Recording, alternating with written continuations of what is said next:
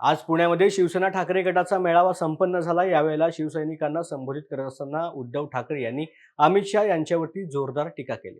शाहिस्तेखान हुशार होता, त्याची बोटं निभावली, तो पुन्हा महाराष्ट्रात कधीच आला नाही। भाजपवाले परत आले, त्यांनी खानाकडून शहाणपणा घेतला नाही।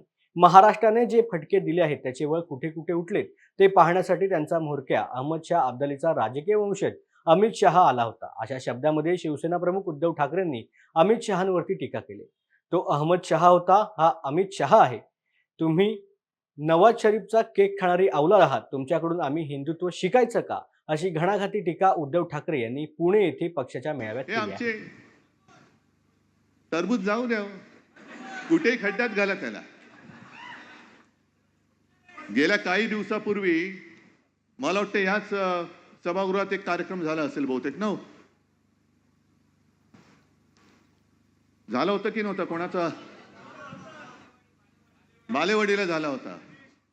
म्हणजे इतिहासामध्ये जर का आपण डोकावलं तर शाहिस्तेखान जरा तरी हुशार होता, त्याचं बोटावरती निभावलं। 3 बोटं इकडे पुण्यातच कापली गेली होती, पुन्हा महाराष्ट्रात नाही आला। नको रे बाबा, बोटावरती निभावलंय,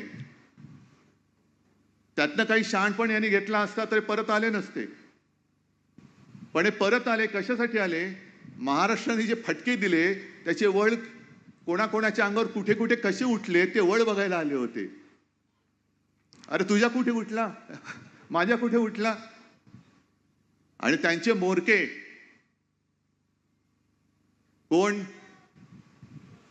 कोण आले होते?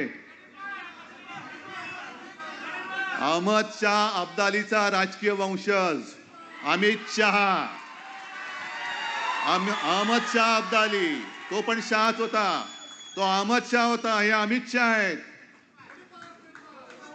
अहमद शाह अब्दालीचा हा राजकीय वंशज हा इकडे वळवळायला आला होता, आम्हाला हिंदुत्व शिकवतोय।